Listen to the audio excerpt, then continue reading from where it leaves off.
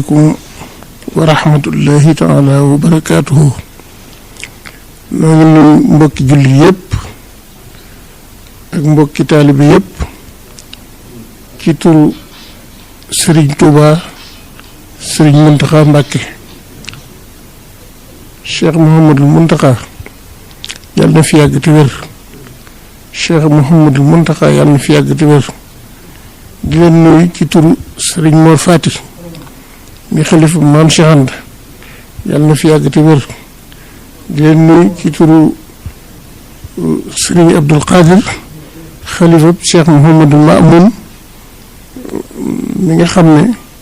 mooy jiite màggalu Daaru Salaam yàlla na fi yàgg lool te wér. di leen nuyu ci turu Serigne Mbacké Anta di rekk Serigne Mor Fati di leen nuyu nag ci turu njabootu borom gaawaan gépp njaboot gi ak taalibe yi njaboot gi mooy taalibe yi di jégglu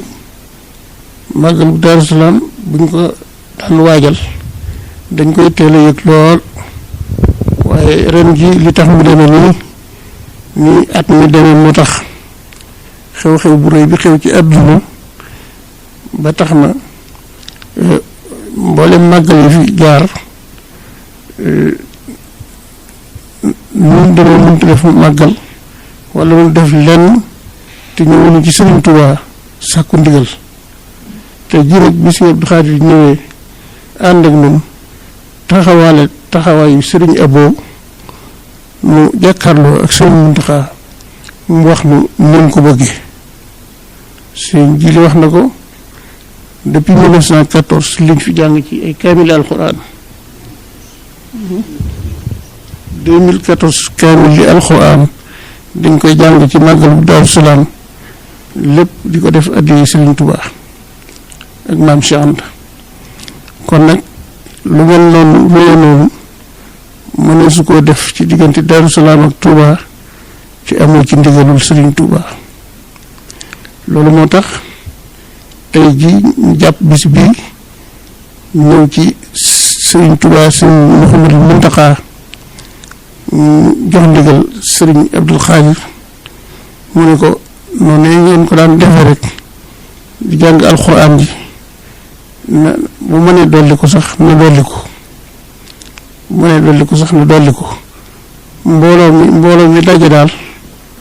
moom laa bëgg ñu moytu ko daayira bi siyaare si mën nañoo daje yebal ñaari nit ñu ñëw siyaare te mbooloo mi ak ndaje yi xumb yi ñu wàññi ko ñëpp mën nañoo siyaare waaye dañuy bañ a daje dañuy bañ a bokk daje kenn ku ne la nga daan def ci màggal gi mën nga ko def waaye nag dajaloo gi moom lañ ciy bañ kon kenn ku ne la nga daan def ak la nga daan jàng mën nga ko def mën nga koo jàng Sëriñ Abdou Khadir nag ku ne xam na ne na ko Sëriñ Mourou Mamoun bëgg woon rek jàngkati alxuraan yi ñoo ko gën a ñor mu ngi woo mboolem daara yi alxuraan yi nekk yi wër Tuubaa ba Njaaréem ñëpp ñu ñëw lu ñu mën ci njàngum alxuraan ñu jàngale ko